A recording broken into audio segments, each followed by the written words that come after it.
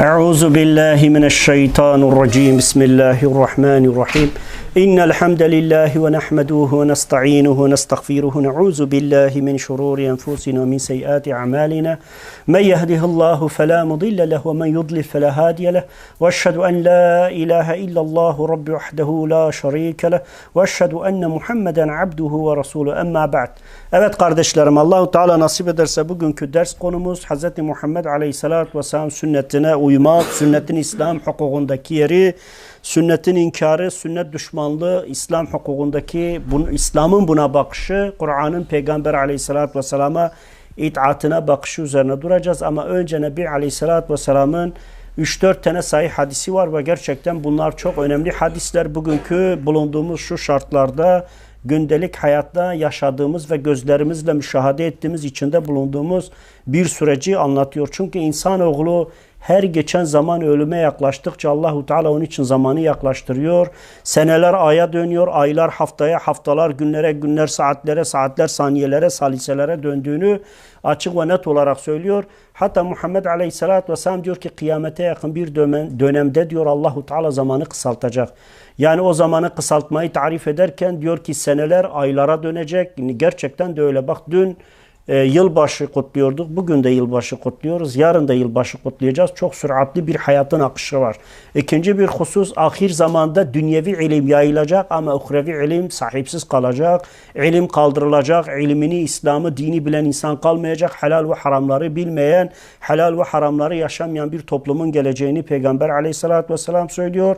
Aynı keza cehaletin ve cehaletle beraber fitnenin, öldürmenin, katliamların ve cinayetlerin, vahşetin, her türlü pisliğinin alıp başını gideceğini Nebi Aleyhisselatü Vesselam haber vermiş.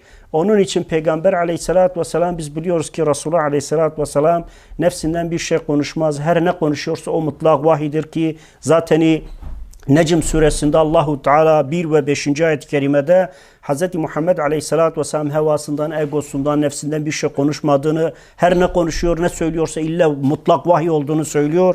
Ve necmi izâ heva mâ dalla sahibukum ve mâ gava ve mâ yantiku anil heva in huve illa vahyu yuha allemehu şedîdul kuvve diyor Allahu Teala.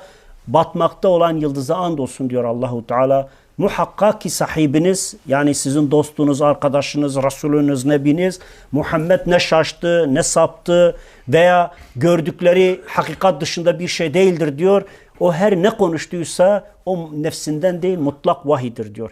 Onun için İmam Şafii gibi, bizim ehli sünnet ve cemaat dediğimiz selef ve halef, İmam Ebu Hanife gibi, İmam Şafii gibi ve İmam Ahmed, İmam Malik gibi ulema der ki Nebi Aleyhisselatü Vesselam'ın konuştuğu o da vahidir. Nasıl vahidir? Bir matluf dediğimiz Allahu Teala'nın kitabıyla mutlak vahiy, anayasa dediği ana kitabını gönderdi. İkincisi de onun tefsiri, onun beyanı, onun bütün özelliklerini içerisine barındıran ve dini tarif eden, Kur'an'ı izah eden, Kur'an'ı yaşattıran öbür yönüdür. Onun için Resulullah sallallahu aleyhi ve sellem Kur'an dışında vahiy aldığı için haber verdiği çok meseleler güncel hayat içerisinde insanın karşısına çıkıyor. İnsan birebir bunları müşahede edebiliyor. Hatta Necm suresi 57. ayet-i kerimede Allahu Teala şöyle buyuruyor. Ezifet el ezife diyor. Muhakkak ki kıyamet yaklaştıkça yaklaşıyor diyor. Yani insanoğlu farkında değil ama yaklaştıkça yaklaşıyor. Her geçen gün insan ölüme yaklaşıyor. Hatta bir sahabe geliyor Peygamber Aleyhisselatü Vesselam'a diyor ki ya Resulullah diyor kıyamet ne zaman kopacak? O da diyor ki peki senin kıyamet için bir hazırlığın var mı? Deyince o da diyor ki ya Resulullah ben Allahu Teala'ya ve onun Resulüne iman ettim. Gücüm nispetince de amel ediyorum. Allah ve Resulünü ve müminleri seviyorum diyor. Bunun üzerine Hz. Muhammed Aleyhisselatü Vesselam inşallah bu senin için yeterlidir diyor. Arkasından diyor ki büyük kıyamet mi küçük kıyamet mi diye soruyor. O da diyor ki ya Resulullah kıyametin büyük küçüğü mü olur? Evet diyor büyük kıyamet var ve küçük kıyamet vardır. Büyük kıyamet senin ölümündür diyor. Çünkü insan öldüğü andan itibaren yaşadığı bir süreç var ki insan tasavvur edemiyor, hayal edemiyor. Gözünün önüne getirince korkunç bir sorgu süreci, hesap süreci, yani insanı böyle korkunç bir seans, korkunç bir süreç görüyor. Biz şu an dünya hayatında farklı bir alemde yaşarken ölümle beraber buradaki bağımızın kopması ve gerçek hayatta uykudan uyanmanın neticesinde karşılaşacağımız hakikatler bizi şoka sokacak. Çok bize acı gelecek, korkunç gelecek, dehşete düşeceğiz. Muazzam bir süreçle karşılaşacağız. Onun Onun için Nebi Aleyhisselatü Vesselam demiş ki senin ölümün kıyametindir.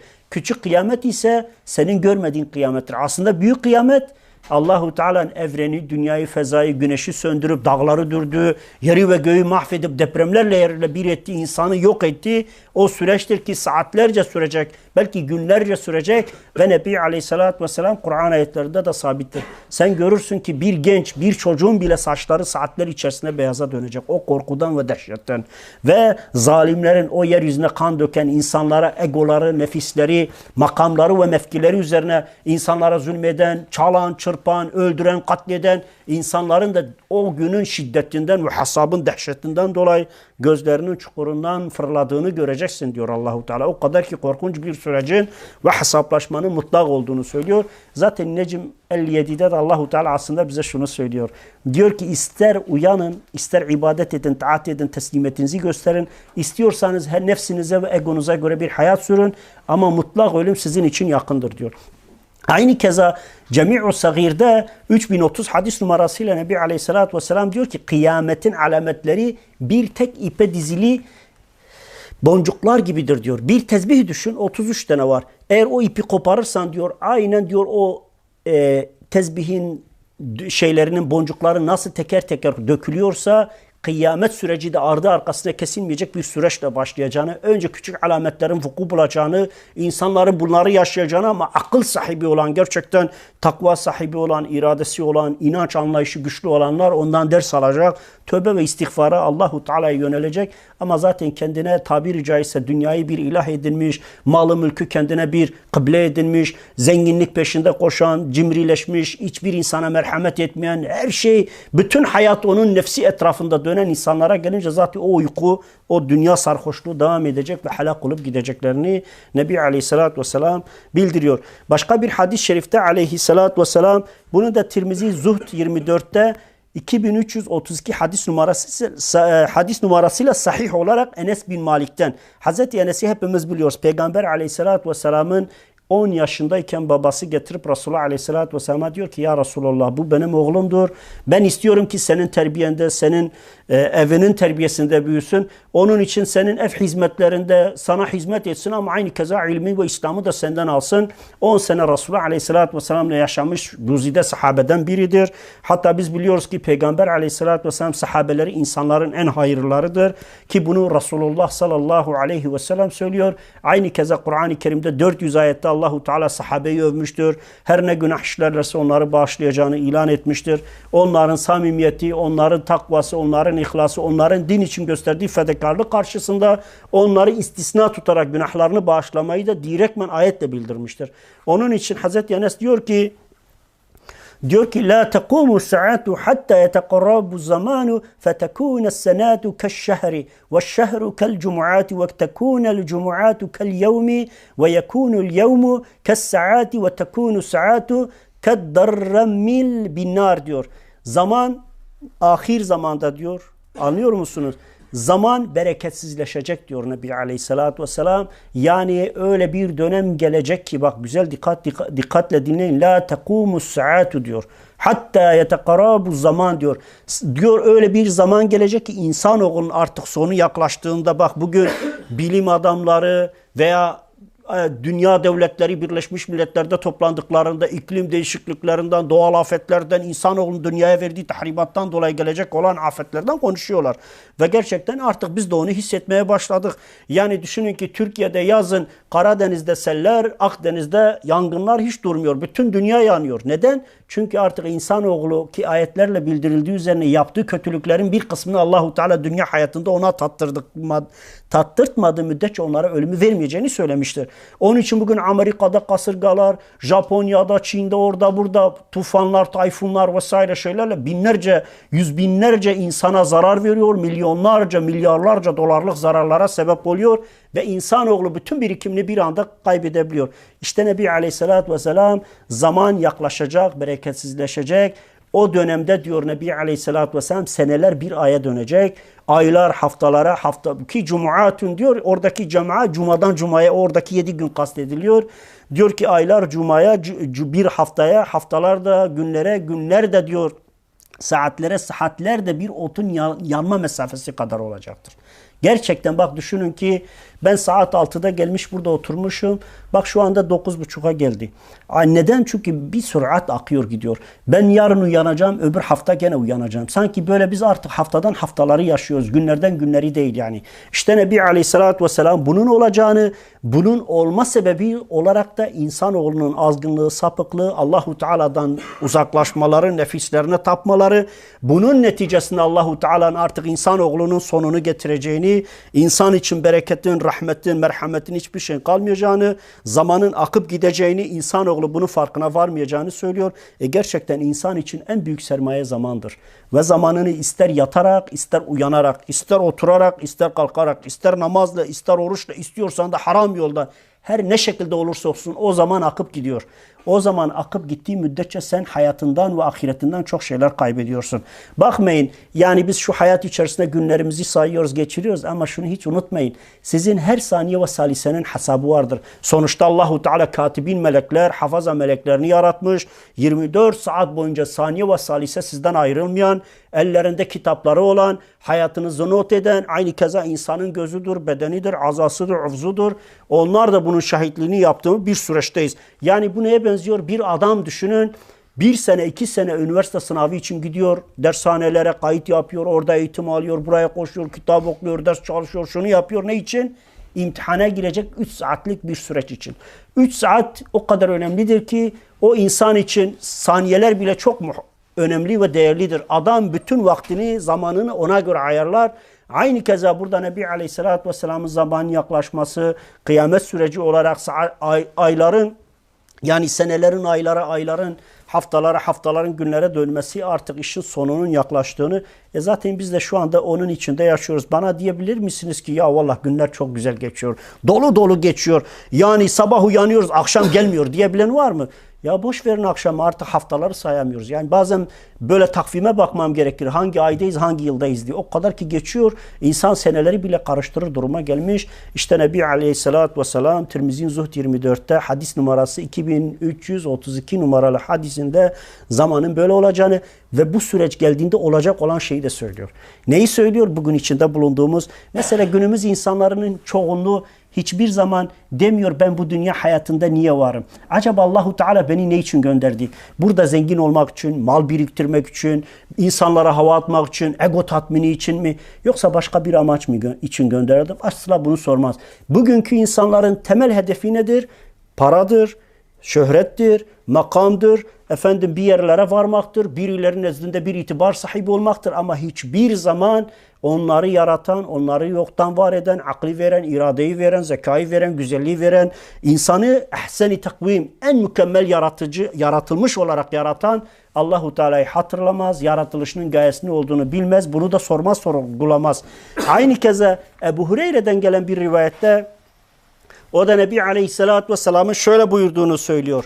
Ne zaman? Kıyamete yakın bir dönemde olacak olan rivayette şöyle der. يَتَقَرَابُ الزَّمَانُ وَيَنْقُوسُ الْعَمَلُ وَيُلْقَ الشُّخُّ وَيَكْثَارُ الْحَرْجُ قَالُوا مَا الْحَرْجُ قَالَ الْقَتْلُ diyor. Nebi Aleyhisselatü Vesselam ahir zamanda zaman yaklaşacak. Zaman kısalacak. Başta okuduğumuz hadis bunun neredeyse devamıdır, yorumudur gibi. Nebi Aleyhisselatü Vesselam öncelikle ahir zamanda zaman yaklaşacak, hızlanacak. Yani insanoğlu nasıl yaşadığını, nasıl yaşlandığını anlamadan hayatı bitecek diyor. Öyle bir hızlanacak. O dönemde ameller azalacak. Hangi ameller? İbadetler, namazlar, hamdler, şükürler.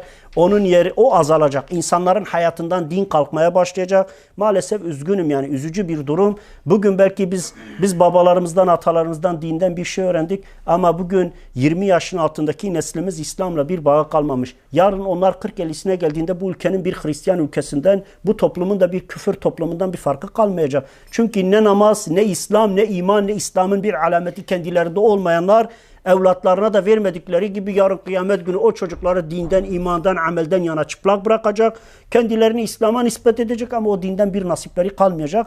Bir sürecin geleceğini söylüyor. Onun için Nebi Aleyhisselatü Vesselam ve yenkusul amel diyor. Amelleri ne olacak? Nuks olacak, azalacak. kalplerinde cimrilik yerleşecek diyor. İnsanlar çok cimrileşecek. Vallahi ben düşünüyorum, belki bizim babalarımız, dedelerimiz daha mertti. İnsanlara merhamet etme, yardımseverlik. Yani o insanların, düşünün ki o insanların misafir odaları aşınırdı, eskirdi. Ama bizim misafir odalarımız gıcır gıcır, tertemiz, pırıl pırıl, çünkü ayda bir kimse girmiyor yani. Onun için Nebi Aleyhisselatü Vesselam ahir zamanda zamanın kısalması, insan için imtihanın şiddetlenmesi bir yana, insanların amellerinin azalmasının yanında bir de insanoğlu artık paraya, mala, mülke meyledecek. Bütün hedefini, bütün enerjisini sadece zengin olmak, mal biriktirmek, ama hatta tabiri caizse Nebi Aleyhisselatü Vesselam diyecek ki nereden gelirse gelsin ama para gelsin. O mantığın zuhur edeceğini, insanların bu yönde gelişeceğini açık ve net olarak söylüyor. Ve yulqus şuhhu diyor. Yani cimriliğin kalplere yerleşeceğini, insanların mal ve mülk peşinde koşacağını söylüyor. Ve yekthurul harcu ve muhakkak ne olacak? Katil dediğimiz kavram artacak. Mesela harç diyor ya Nebi Aleyhisselatü Vesselam, harç aslında öldürmektir, katletmektir, insanları infaz etmektir, insanları mesela terörist faaliyetler diyoruz ya, bugün bakarsanız İslam coğrafyasına, bütün İslam ülkelerinde boyuna bir yerlerde bombalar patlıyor, boyuna bir yerlerde insanlar ölüyor, boyuna musibet ve belalar bu toplumun üzerinden eksilmiyor. Çünkü Nebi Aleyhisselatü Vesselam ve yeksurul harcu diyor. Muhakkak ki harç artacak. Onlar da diyorlar ki sahabe merak ediyor bu kelimeyi, ilk defa demek ki Resulullah Aleyhisselatü Vesselam'dan işittikleri için diyorlar ki ve kalu mel harcu ya Resulullahi. Harç nedir ya Resulullah? O diyor ki el harcu el katlu. İnsanın insanı öldürmesidir. İnsanın insanı katletmesi, insanların birbirlerine merhamet etmeden birbirlerini öldürmeleridir.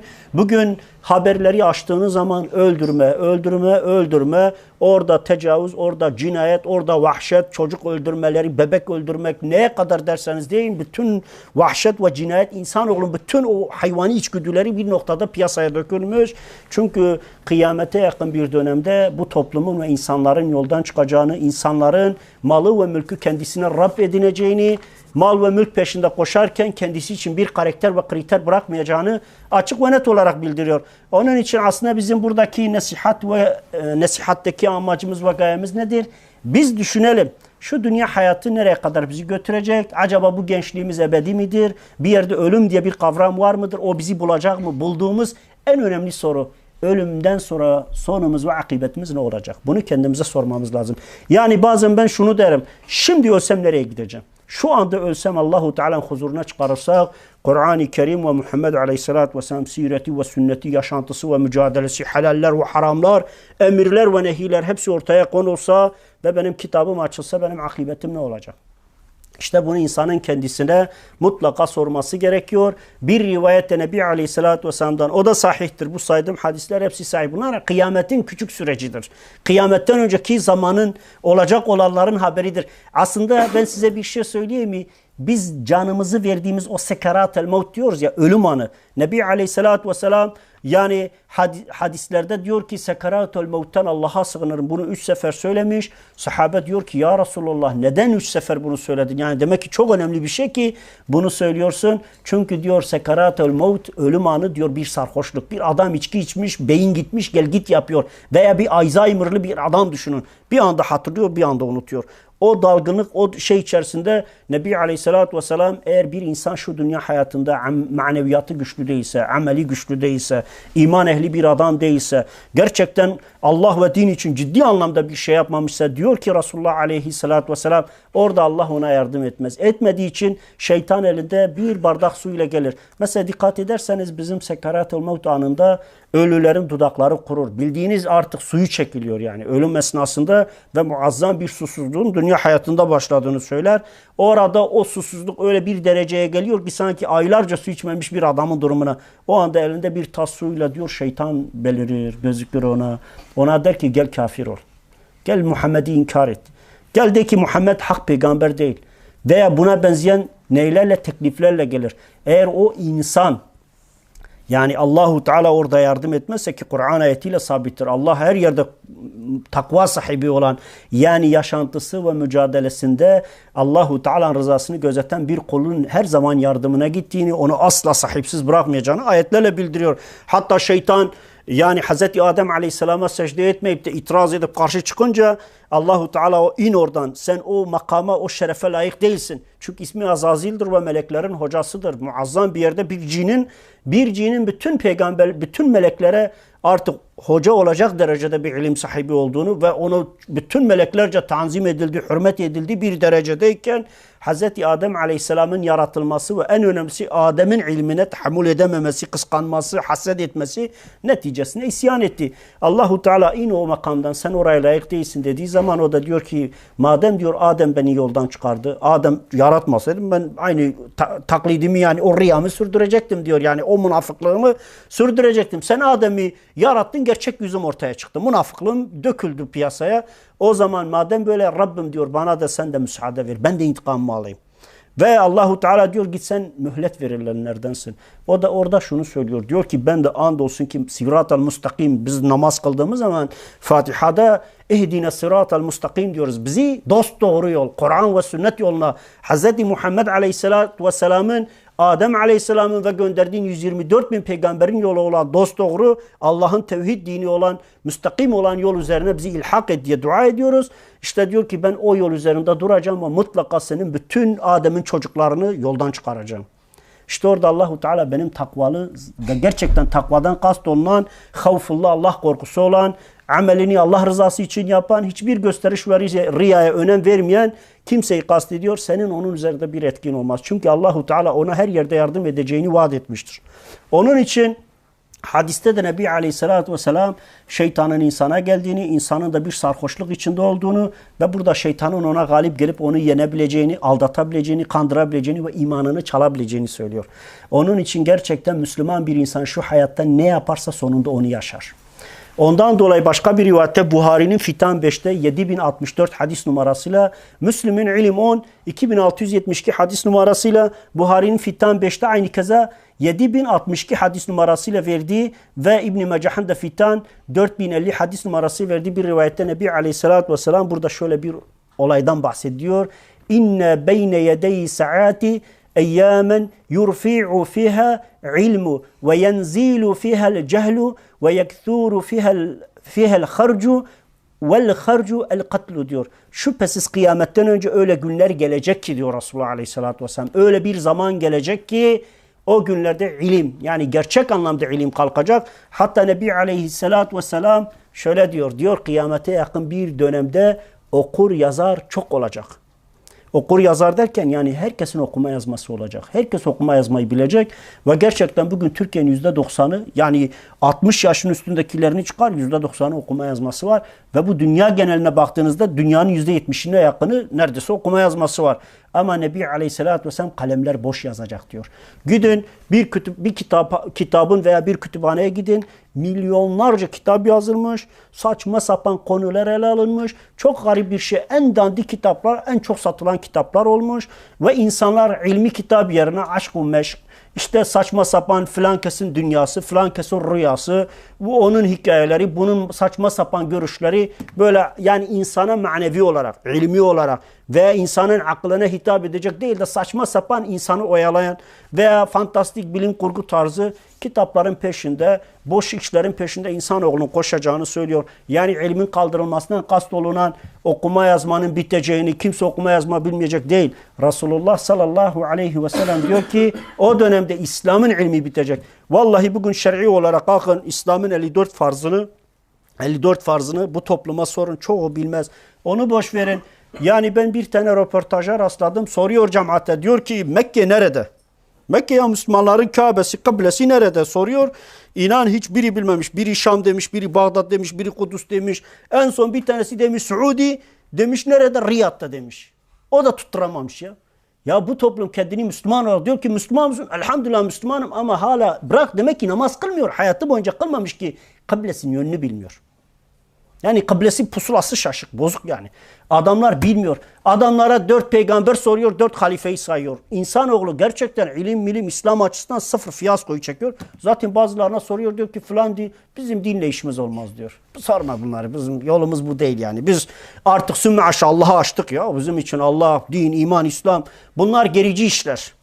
Ama işin hakikati zaten bu insanlar öldüğünde ayet-i kerimede uyarılan ve tehdit edilen şeyle mutlaka bunlar karşılaşacak. Onun için Nebi Aleyhisselatü Vesselam öyle günler gelecek ki öncelikle ilim kalkacak. Bu ilim İslam olacak. İslam insanların içinde kalkıyor. Bugün İslam'ı anlatınca adam diyor ki ya hocam diyor 10 hocaya soruyoruz 10 ayrı şey söylüyor. 1000 hocaya soruyoruz 1000 ayrı şey söylüyor. Çünkü hak ile batıl iç içe girmiş. İlim ile mesela ehl-i sünnet vel cemaat herkes kendini bu vasfa koyuyor. Kime sorsam diyor ki ben ehl-i sünnet vel cemaatım. Peki ehl-i sünnet vel cemaatin birinci vasfı nedir? Sünnet ehli olmalarıdır. Yani Muhammed Aleyhisselatü Vesselam sünnetini kendilerine referans, önder ve rehber kabul eden, o sünnetin dışına çıkmayan, sünnette olanı alan, sünnet dışında olan şeyden uzak duran, yani peygamber dönemdeki İslam'ı yaşamak için mücadele veren demektir. Ama adam bid'atla işliyor, kendini ehli sünnet olarak tarif ediyor. İşte Nebi Aleyhisselatü Vesselam hak ile batılın iç içe olacağını, İslam ile küfrün iç içe olacağını, insanların yani Müslümanlığı yaşarken bile aslında İslam'la alakası olmayan işler yapacaklarını haber veriyor. O günlerde ilim kaldırılacak, o günlerde yeryüzünde cehalet inecek ve o günlerde harç yani insanların birbirlerini öldürmeleri, katletmeleri, yani biz buna terörizm mi diyoruz, bomba eylemleri mi diyoruz, insanların cinnet geçir birbirlerini kesmeleri mi diyorsunuz? Vallahi düşünün ki yani insanlar miras için, miras 2 kuruş dünyalık para için babasını bile öldürüyor. O hale gelmiş bu toplum. İnsanlar 2 kuruş o kadar ki mesela başta okuduğumuz hadiste insanlar hatta bir rivayette diyor ki ahir zamanda diyor erkekleri kastediyor. Diyor kıbleleri kadına o diyor ki secdeleri paraya dönecek diyor. Yani pusulaları şaşacak. İnsanoğlu o hale geleceğini haber veriyor. Bu hadis-i şerifte de Nebi Aleyhisselatü Vesselam ilmin ortadan kalkacağını, cehaletin alıp başını gideceğini, kimse cahil değil. Üniversite okuyan bile bazen üniversite soruları soruyor, ona bile cevap veremiyor. Adam siyasal bilgiler fakültesi okumuş, siyasetten haberi yok. Yani o kadar insanlar uçuk bir hayat sürüyorlar. Bazen diyorlar böyle sosyal medyada Z kuşağı, M kuşağı. Ben diyorum ya Z kuşağı nedir? TikTok kuşağı deyin gitsin 30 saniye tahammül edemeyen 10 saniyelik video ile ilim elde eden adamlar kuşağı ki bunlardan çıkacak fayda yok yani. Sabır kavramın olmayan bir insandan ne çıkabilir? Yani öyle bir şey ki insanların beyinleri saçma sapan şeylerle dolsun diye çalışanlar o şekilde yol. Hatta dedik ya insanın yaratılışı ayet-i kerimeyle Allahu Teala Zariyat suresinde mutlak olarak diyor ve ma halaktul cinne vel insa illa liya'budun. Biz cinleri ve insanları sadece ve sadece bana kulluk ve ibadet etsinler diye yarattım. Kul olmak teslimiyettir yani insan kendisini yoktan var eden, ona şeref veren, ona yeryüzünde efendilik veren, insana ehsen-i takvim dediğimiz gerçekten suretidir, yüzüdür, şeklidir, vasfıdır, giyimidir, kuşamıdır, teknolojidir, ilimdir, bilimdir, her şeyle donatan ve insanı en şerefli bir mahluk haline getiren Allahu Teala'dır. Hatta Allahu Teala açık ve net ayet-i kerimede de diyor biz insanı diyor eşref yarattık. ثُمَّ رَدَتْنَاهُ أَسْفَلَ سَافِلِينَ. Onlar ise kendilerini neye çevirdi biliyor musunuz? Hayvanlardan aşağılık terekelere düşürdüler. Ne ile? Allah'a isyan ile, masiyet ile, Allah'ın haram kıldığını çiğneyerek kendisini süm'aşa hayvandan daha düşük derecelere kadar indirdi insanoğlu. Öyle bir dönemde, öyle bir sürecin içerisindeyiz. İşte Nebi Aleyhisselatü Vesselam bunu söylüyor. Yoksa okuma yazma maşallah herkeste var. Ama o okuma yazma Allah için değil ki. Kimse mesela eskiden 100 sene 150 sene önce insanlar evlatlarını gönderirdi derdi ki ya gitsin ilim ehli olsun, alim olsun, dinine, diyanetine, dünyasına, ahiretine faydası olsun. Şimdiki bizim bir tane molla abi ve kardeşim vardı. Böyle bir çocukluk arkadaşım yanına gittim medresesinde öğrenci okutuyor. Ya diyordu Seyda diyordu vallahi billahi bugünkü insanlar diyordu en zekilerini üniversiteye, en çalışkanlarını işe, ahmaklarını da medreseye gönderiyorlar diyordu. Çünkü hiçbir şey yaramıyor. Ne dünyaya ne ahirete bari gönderelim de bu da boynumuzdan çıksın diye bize gönderiyorlar diyordu. Doğru söylüyor. Neden alim çıkmadığını şimdi insan daha iyi anlıyor. Onun için gerçekten Nebi Aleyhisselatü Vesselam illerde olacak olan şeyleri çok teferruatlı anlatmış. Hatta biz mesela kıyamet alametlerine baktığımız zaman Resulullah sallallahu aleyhi ve sellem ilmi bu gelişimi mesela yani ilmi bu gelişim içinde bulunduğumuz bu yüzyıldaki bütün gelişimi çok mükemmel bir şekilde anlatmıştır.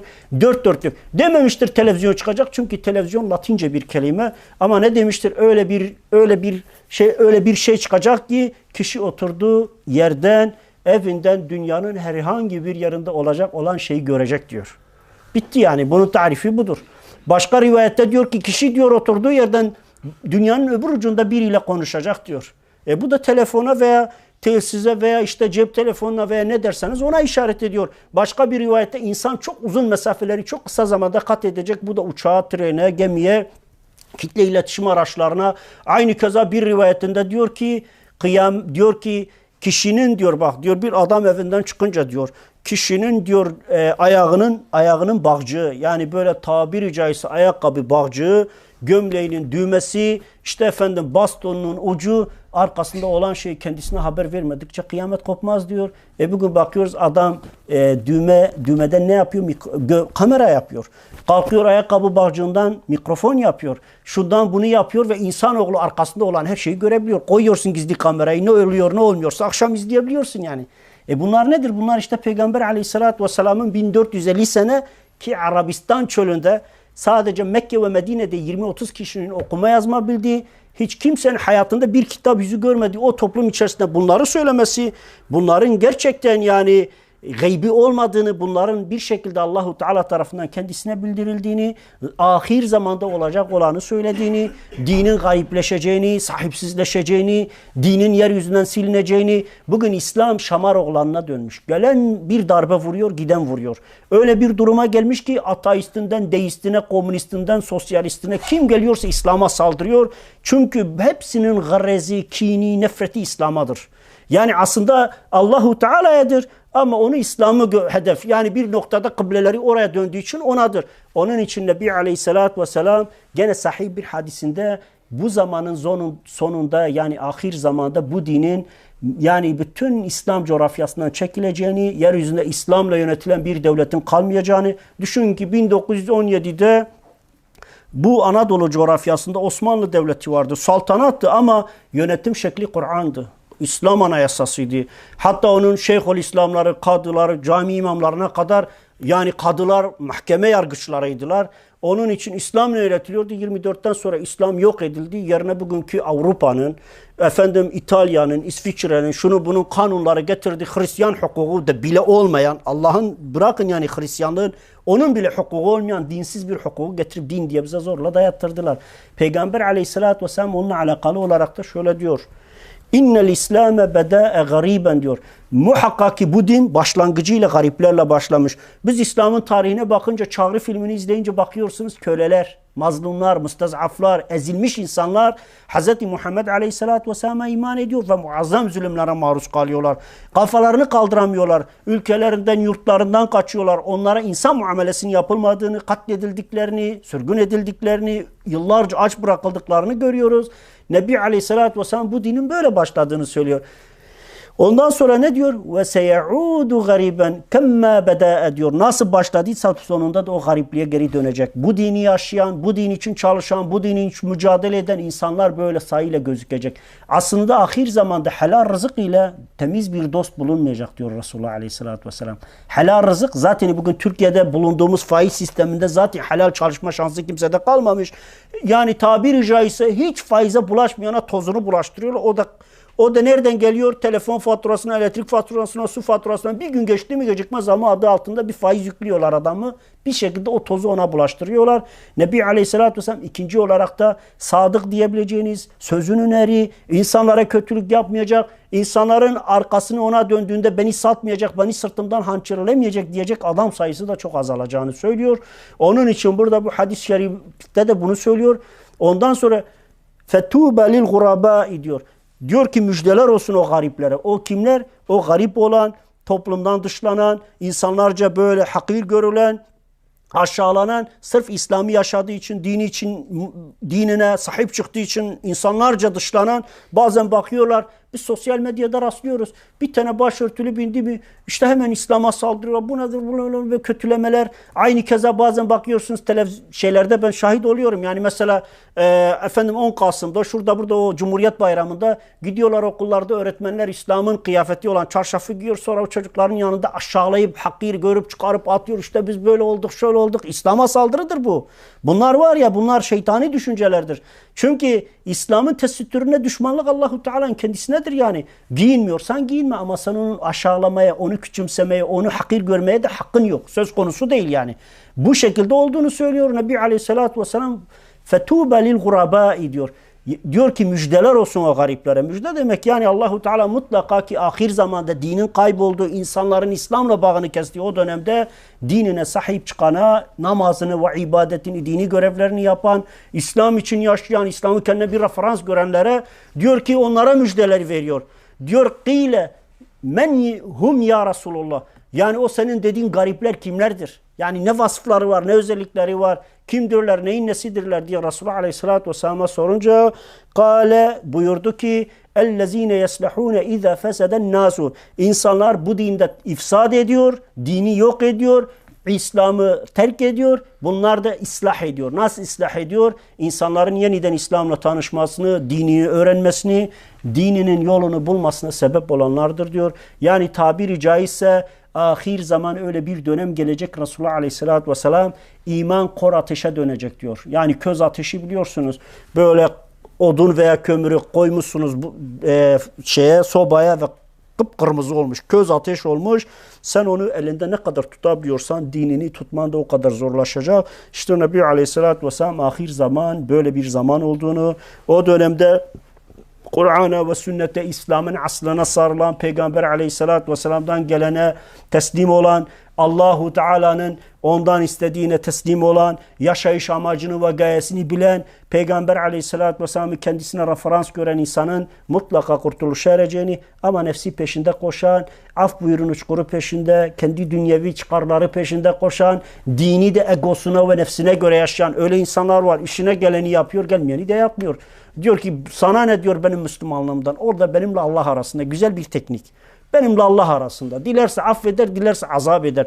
Bu aslında o insanın çok da Allah'a inandığını anlamına gelmiyor. O da bir şeytani taktik. Tilkilerin stratejileri onlardan bir oyundur. Ama şu bir gerçek ve hakikattir ki İnsanoğlunun akıbetiyle alakalı Allahu Teala Kur'an-ı Kerim'de her şeyi haber vermiş. Öyle kimsenin oyunla, hileyle bir şeyleri gizleme şansı yok yani.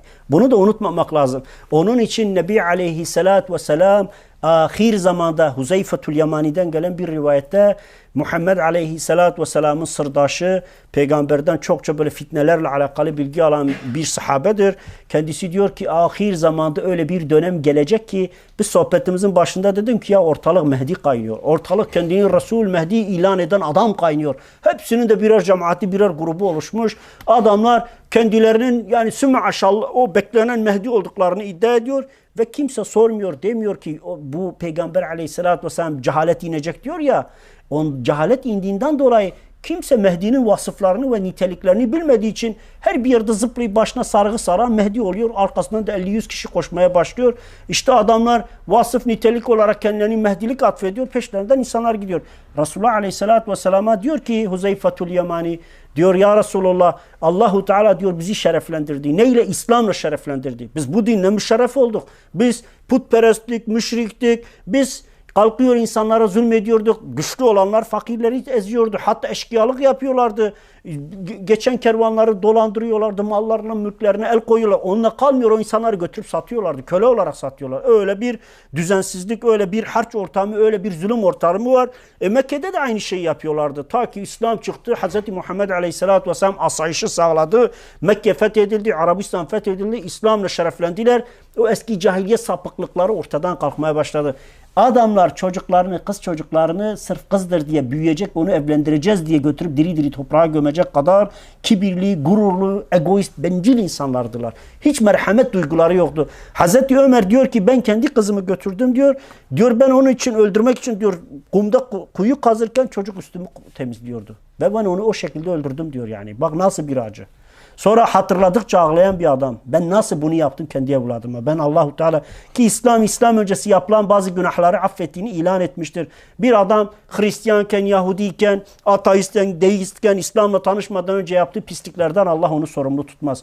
O iman ettikten sonra yaptıklarından sorumlu. Neden? Çünkü bilmiyor. O günkü batıl inanca göre bunu yapıyordu. Kendisi sonra diyor ki sahabe diyor hem ağlıyor hem gülüyordu. Sorduğumuzda onu şöyle diyor.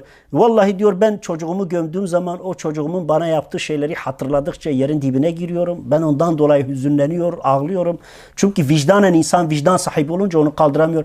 Ama diyor biz sonra da diyor kalkıyorduk fırınlarda, tandırlarda diyor putlarımızın diyor şekillerini yapıyorduk. helva yapıyorduk, pasta yapıyorduk. Sonra da onu götürüyorduk. Yolda acıkınca çıkarıp yiyorduk diyor. Ben ona da gülüyordum. Hem tatlıyoruz hem yiyoruz diyordu.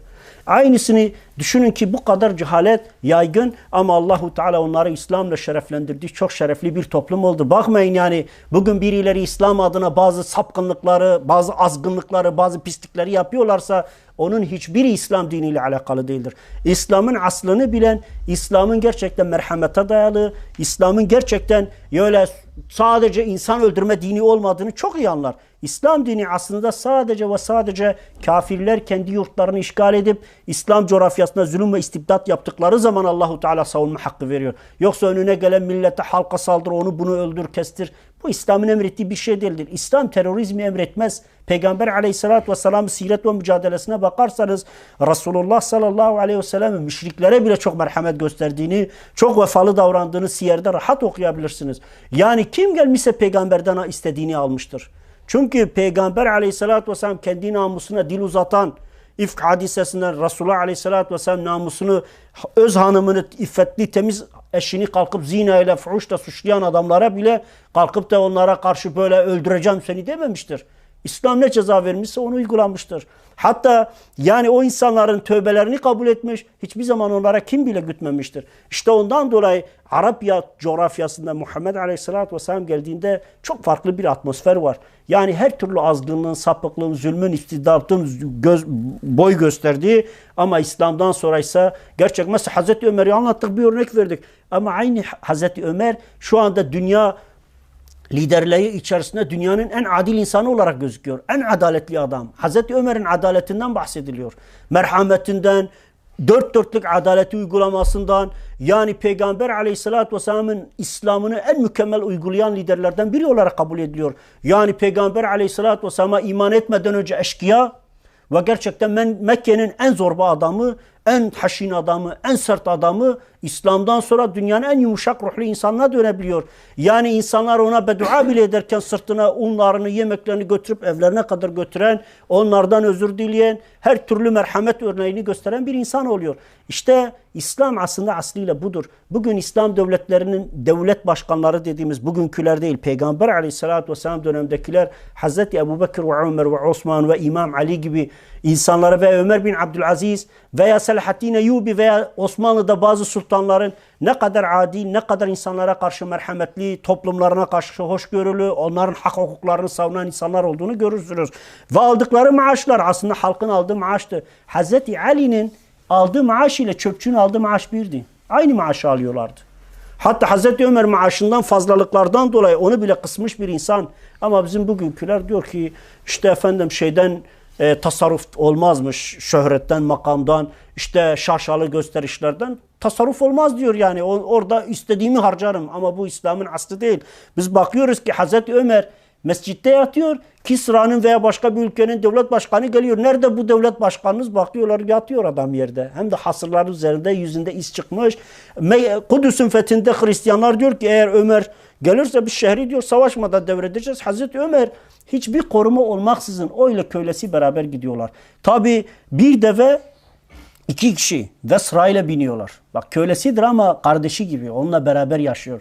O biniyor, o iniyor. En son şehre yaklaşıyorlar. Sıra köleye gelince o biniyor. Herkes gelip Hazreti Ömer'in kölesinin ayağına yapışıyor. Yani sanıyorlar ki İslam halifesi odur. O da diyor ki siz ne yapıyorsunuz? Bak halife budur diyor. Şok oluyorlar. O zaman anlıyorlar gerçekten bak İslam böyle bir hayatı emrediyor. İşte Huzeyfe diyor ki ben Resulullah Aleyhisselatü Vesselam'a dedim ki ya Resulallah Allahu Teala bu şerefi, bu güzelliği bize bahşetti. Bizi İslam'la şereflendirdi. Peki bundan sonra bir batıllık, küfür var mıdır deyince evet vardır diyor. Peki ondan sonra İslam olacak mı? Gerçekten bak bu İslam coğrafyasına 100 yıl önce bir karanlık çöktü.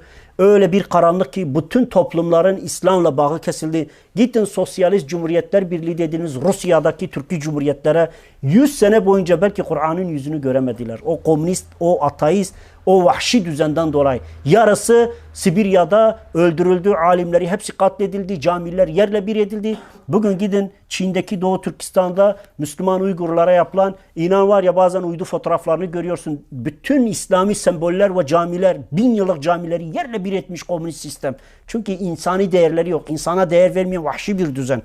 Bütün camilerini yerle bir etmiş, bütün çocuklarını götürüp asimile etmiş, milyonlarca çocuğu ailelerinden zorla gasp etmiş, götürüp Çinleştiriyor.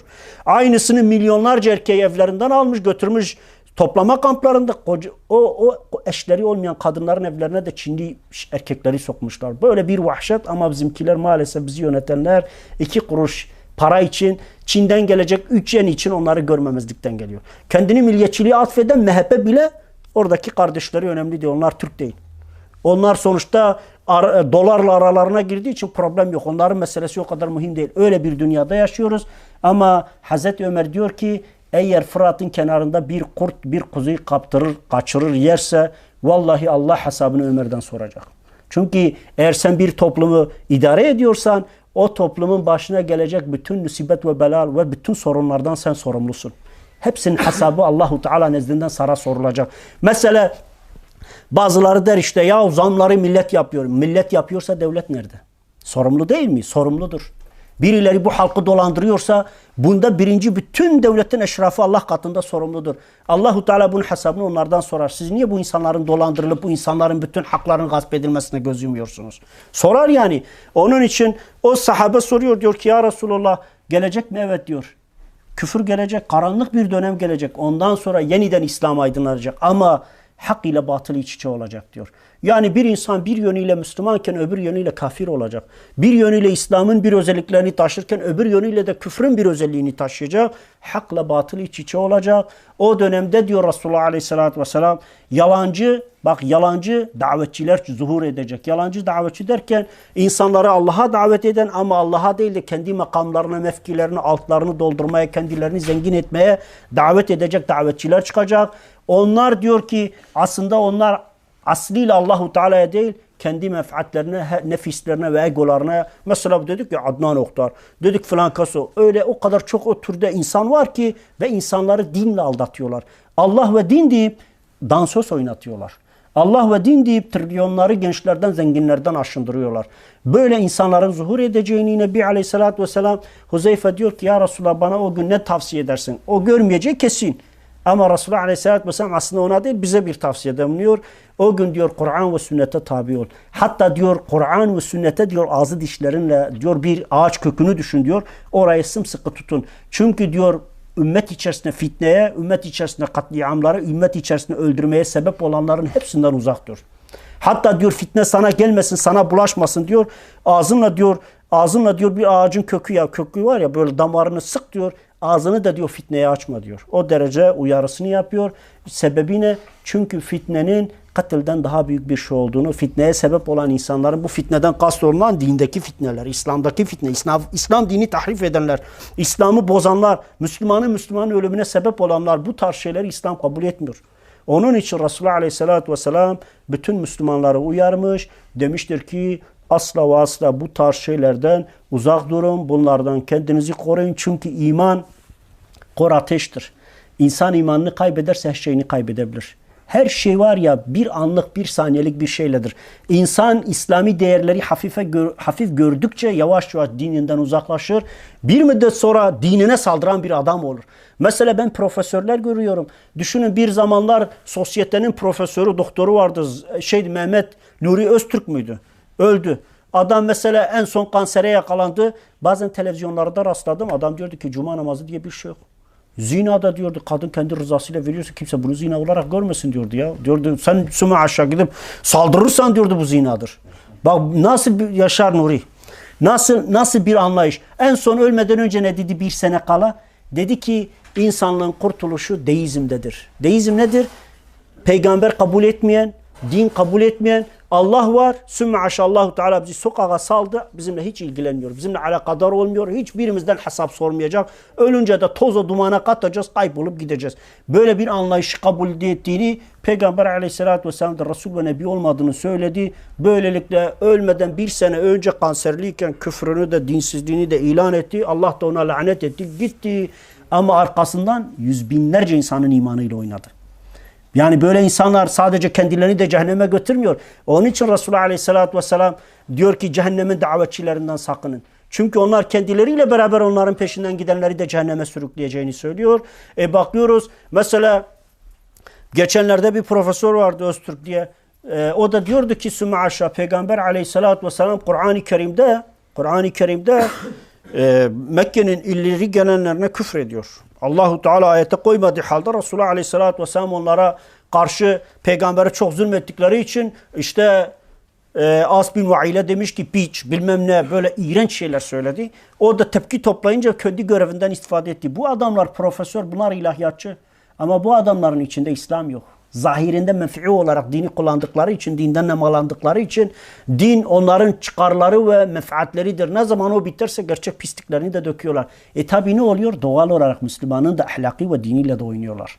Onun için Nebi Aleyhisselatü Vesselam bizi bazı konularda uyarmış. Bunlar nedir? Müslüman bir insan bid'at, hurafe, batıl olan şeyden sakınacak. Kur'an ve sünnet onun için referans olacak. Çünkü ayet-i kerimede ya eyyühellezine amenu eti'ullah ve resuluhu ve ulul emri minkum diyor. Ey iman edenler! Allah'a ve onun Resulüne itaat edin. İtaat Kur'an-ı Kerim'e ve Muhammed Aleyhisselatü Vesselam sünnetine olur. Sonuçta ayet nesmensuh olmamış muhkem bir ayet.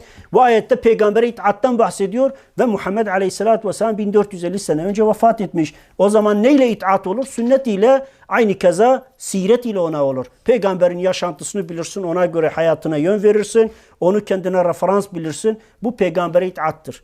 Aynı keza Allahu Teala ve ulul emri minkum ve sizden olan emir sahipleri derken ilim sahibi olan, alim olan, halkın önderleri olan bir zamanlar bizim bütün memleketlerimizde alimler vardı. Halk onlara itaat ederdi, onları dinlerdi, onların nasihatlerini, öğütlerini hayatlarında referans görürlerdi. Herhangi bir davalar olsa bir şeyhtir, bir alimdir, bölgede tanınan kanaat önderi olan ilim sahibi bir adam gelir onların meselelerini çözer, aralarında sulhu bulurdu. İşte Allahu Teala onu da emrediyor. Ondan dolayı Nebi Aleyhisselatü Vesselam gerçekten bize veda haccında da bu ümmete iki şey bırakmış. Biri Kur'an-ı Kerim, öbürü sünnet-i seniyedir. Buna sarılanın dalalete düşmeyeceği mutlaktır. Kim kendine hayatında referans olarak Kur'an-ı Kerim'le sünnet-i Nebi'yi kabul eder, ona göre yaşarsa inan o kurtulur. Ama nefsine göre işime geleni alırım, gelmeyeni almam. Helal de haram da benim nefsime, benim çıkarıma, menfaatime uyduğu müddetçe helal ve haramdır derse o adam da mutlaka helak olur. Çünkü İslam'ı sorgulayan, Kur'an'ı sorgulayan, Peygamber Aleyhisselatü Vesselam'ı sorgulayan zaten iman etmemiştir. İman etmediği için bir gün zeherini kusar yani açığa vurur. Mutlaka ortaya çıkar yani bunu unutmamak lazım. Allah-u Teala hepimizle razı olsun. Rabbim bizleri Kur'an ve sünnetten, haktan ve tevhidden, İslam'ın aslından ayırmasın. İlahi salli ve sellim ya Rabbi ala habibike Muhammed Mustafa ve ala ali kulli ashabi kulli ecma'in ve şuhadai ve salihin lillahi Teala el-Fatiha. Temas salavat.